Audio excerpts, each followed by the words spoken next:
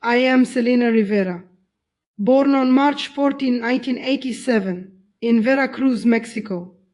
I was once a witch, trained from childhood to manipulate spiritual forces against believers.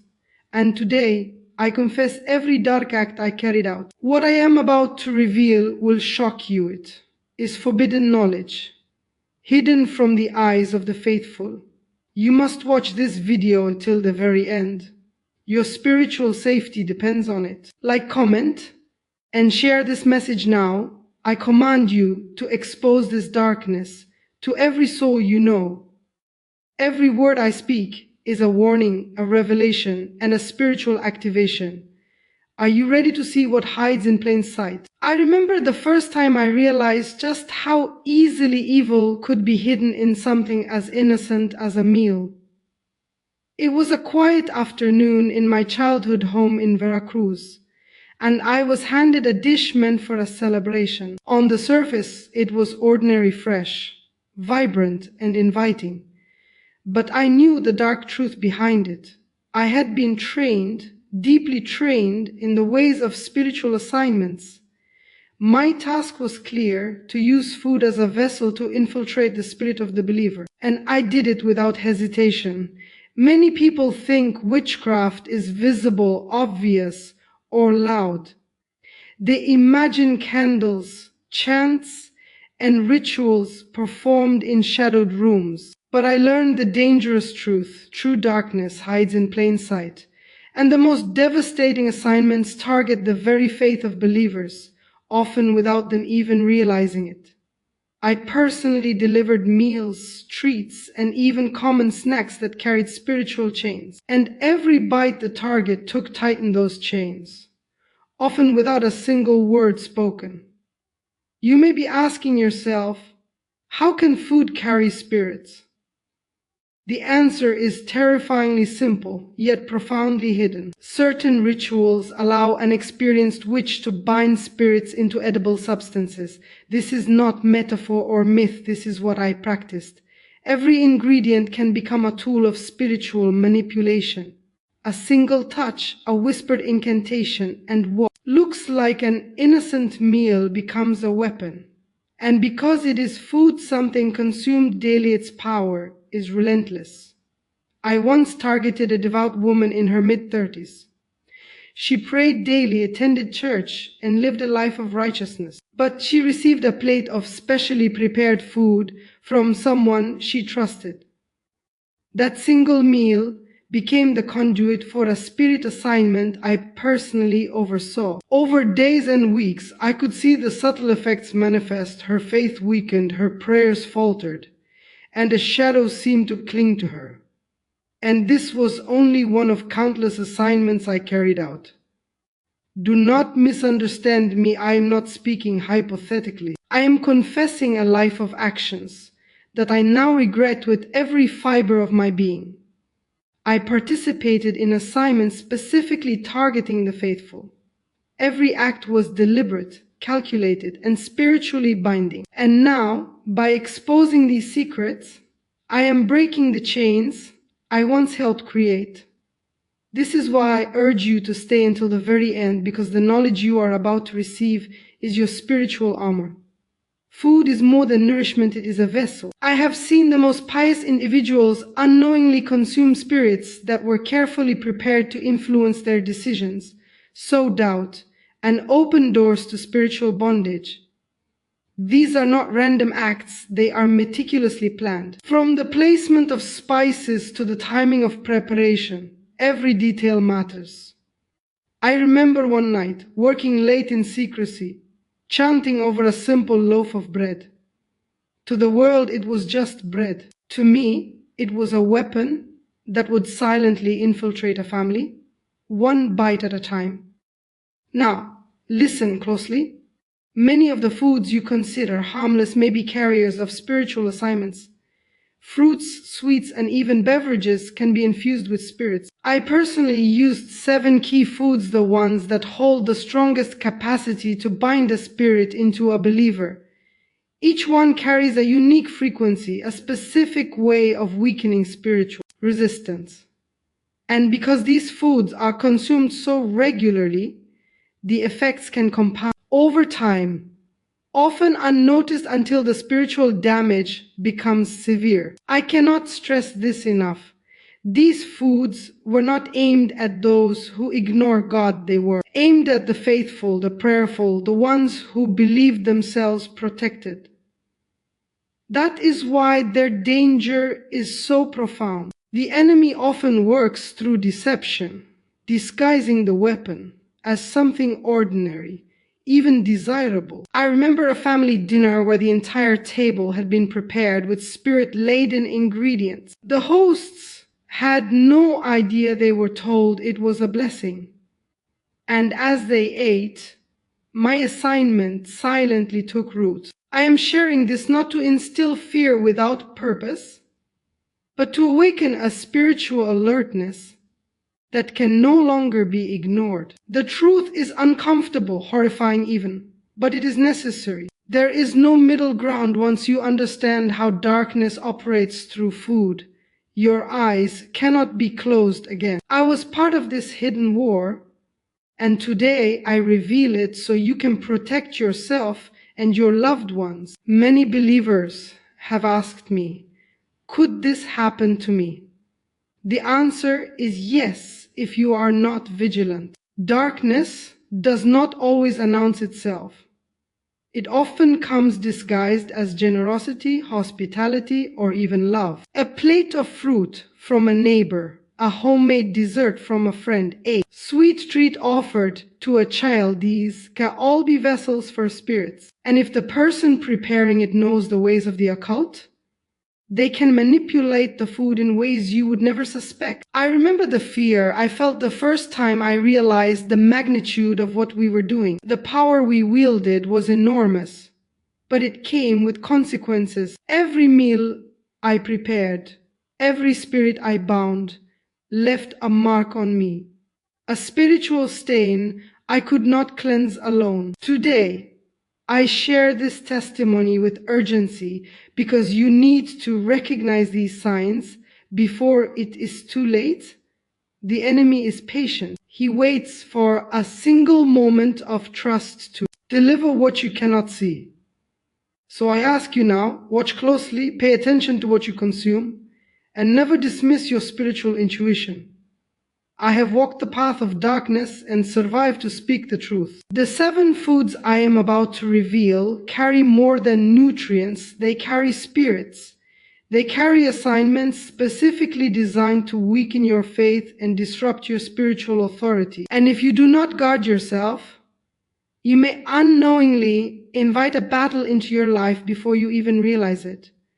This is the first of 4 revelations I will share in this series. Each point will expose the depth of the danger, the subtlety of spiritual deception, and the precise ways to guard yourself. I will not sugarcoat, I will not soften, and I will not let you walk away unaware. Darkness is real. The enemy is cunning. And the time to awaken is now.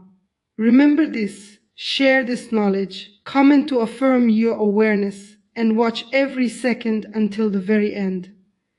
Your faith, your family, and your spiritual life depend on the revelation you are about to receive. I am revealing truths I once hid in the shadows, and they will shake you, awaken you, and protect you.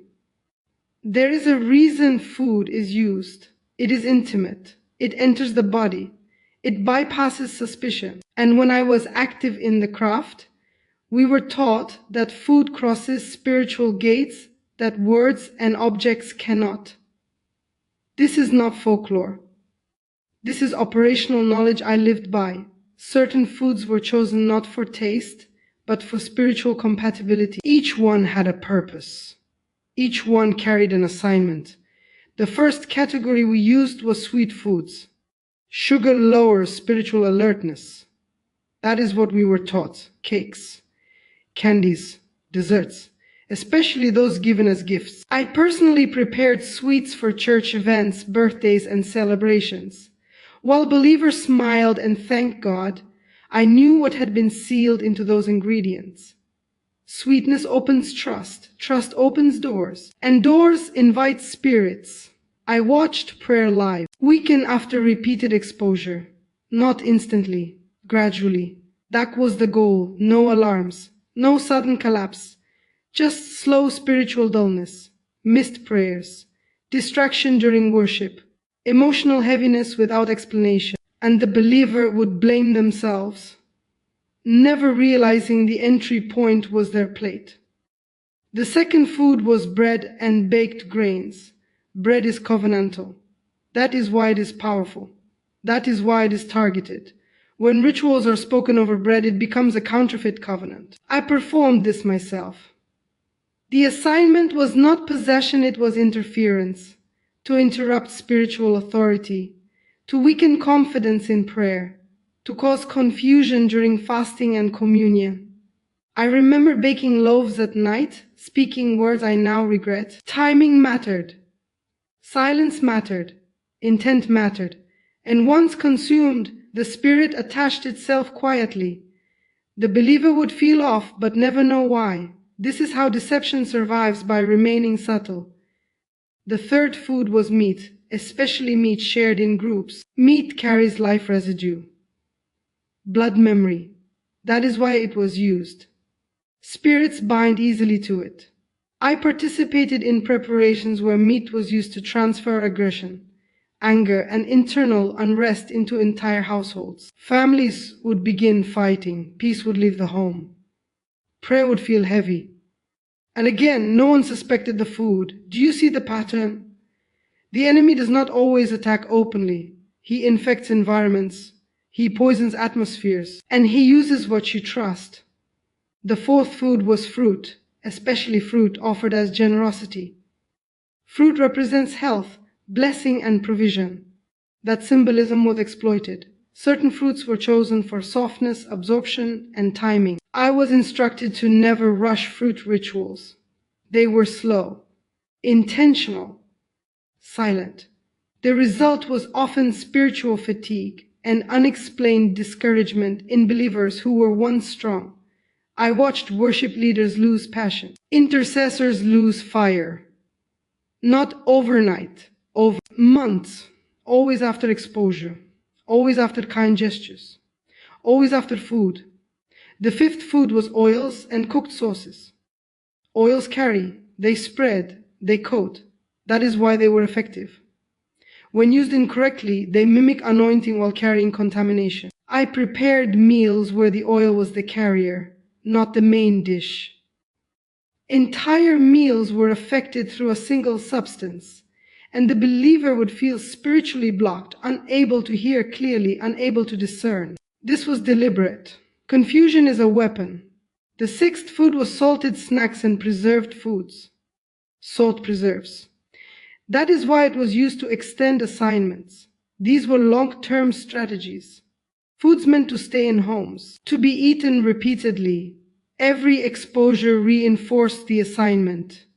And because they were normal, no one questioned them. I once overheard a believer say, "I don't know why I feel distant from God lately," and I knew exactly why. And that knowledge haunted me. The seventh food was drinks, especially homemade drinks, juices, teas, anything liquid. Liquids move fast, they circulate quickly, spirits attached to them spread rapidly. These were used for emotional manipulation, sadness, fear, anxiety.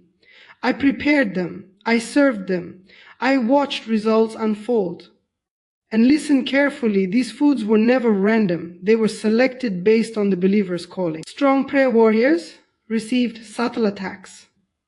New believers received confusion. Leaders received fatigue. The food was chosen accordingly. This is why I speak with urgency now, because many believers think danger comes with warning signs. But the most effective attacks arrive with smiles, plates, and invitations. You may be thinking, how do I protect myself? Hold that question. Do not leave. The answer is coming. But first, you must understand the depth of what was done. We were taught that believers underestimate daily exposures.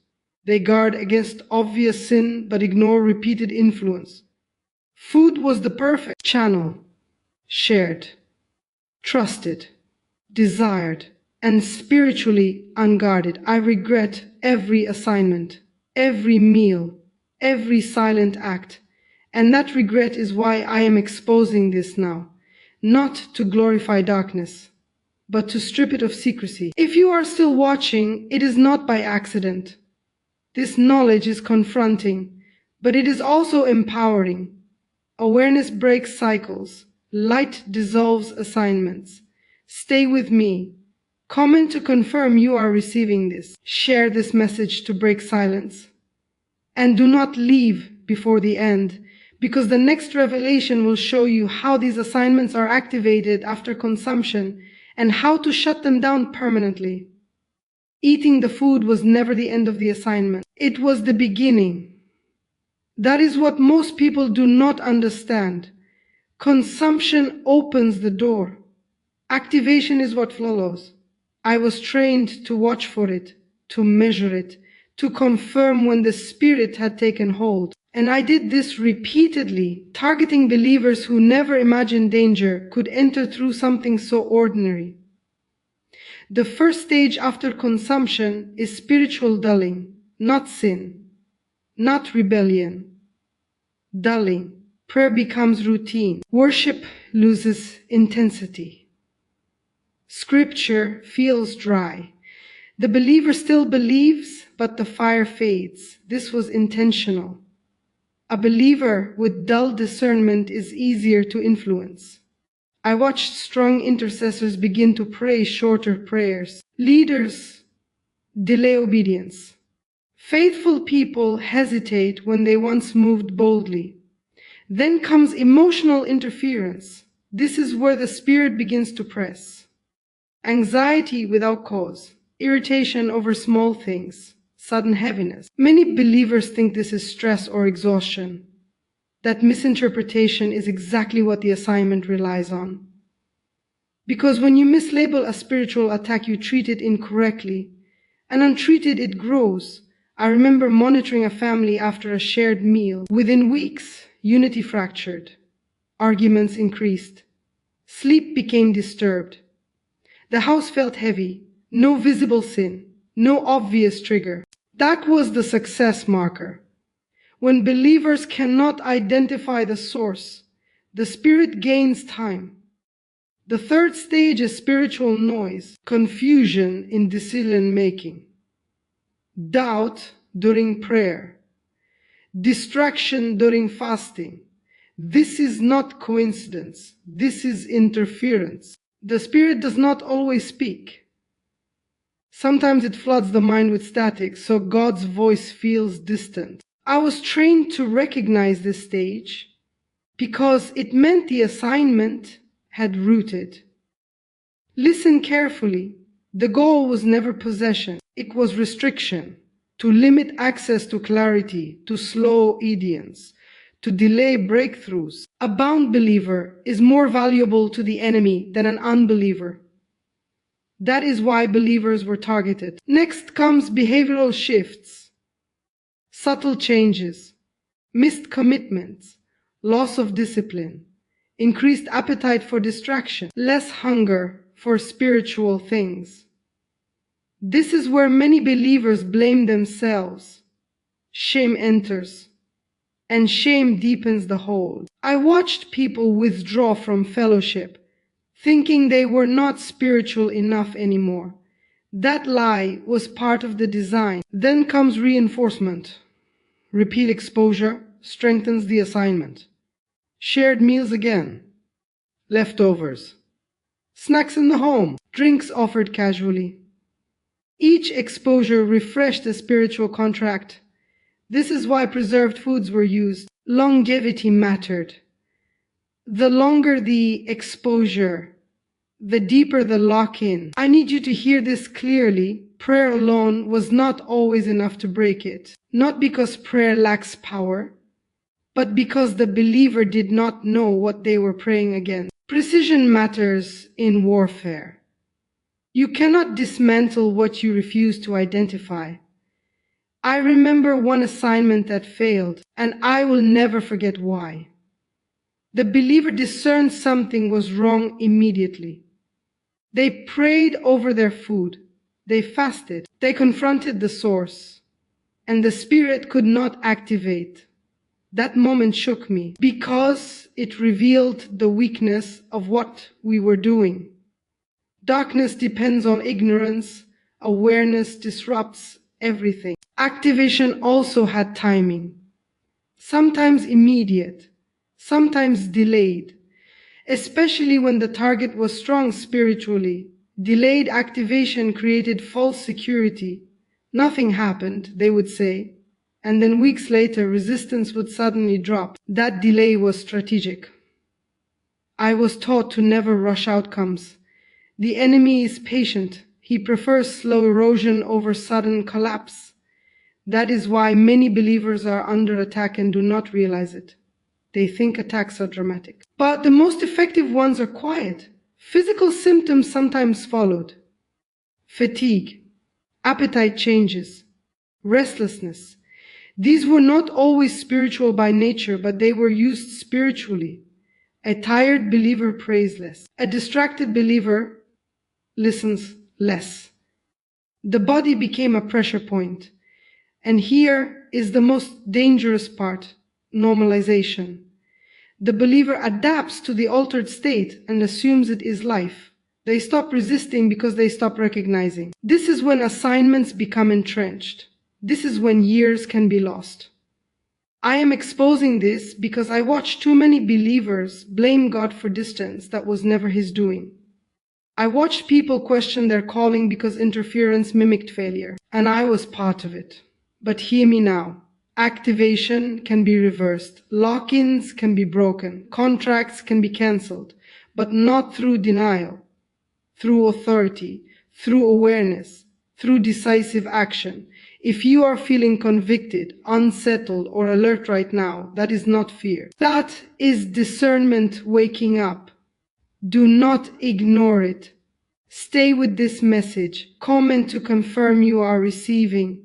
Share this with those you love, and watch until the very end, because the final revelation will show you how to shut these doors permanently and reclaim your authority. What I am about to reveal is the part we feared the most when I was still inside the craft. Not the rituals, not the foods, not the spirits themselves. We feared an awakened believer who knew their authority. Because once a believer understands how doors are opened, they can close them permanently. The first truth you must understand is this: no assignment survives exposure. Darkness depends on secrecy.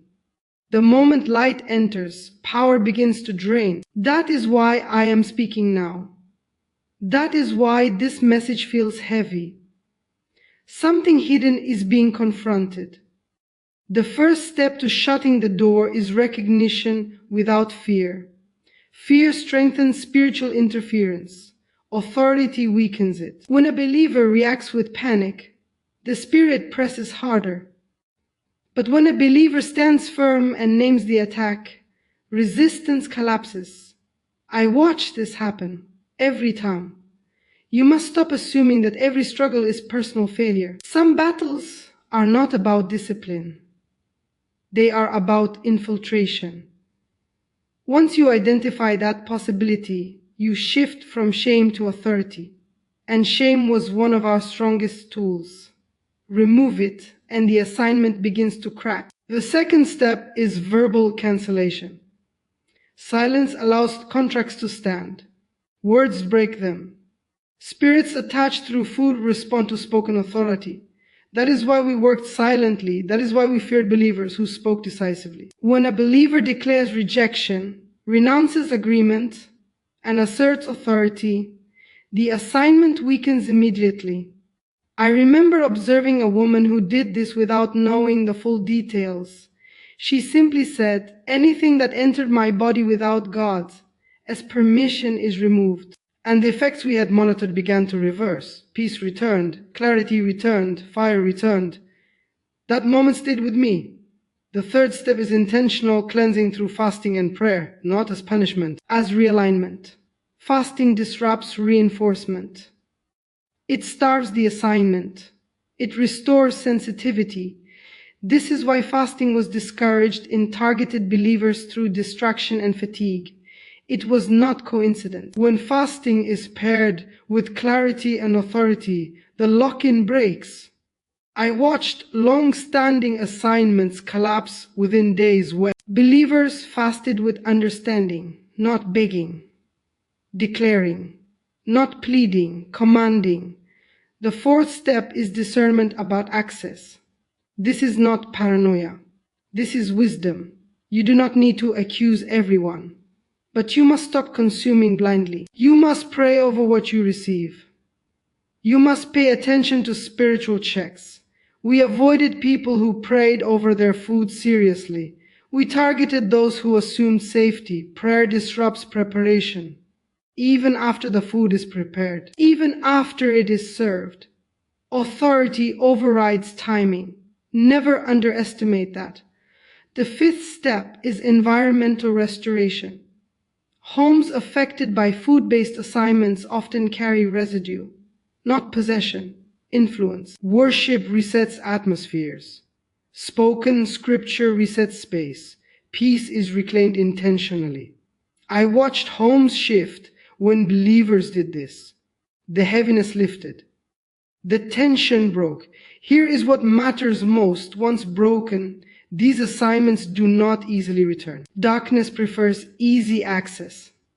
Once resisted, it looks for weaker ground. You are not meant to live suspicious. You are meant to live aware. I need you to understand something deeply. If you are still here, still listening, still engaged, this is not accidental. Awareness itself is an intervention. Something that once operated silently has now been named, and naming strips power. I regret what I did, but I do not regret exposing it, because I have seen the other side. I have seen believers reclaim clarity. I have seen prayer fire return. I have seen joy restored, and I have seen assignments dissolve when authority was activated. You are not weak.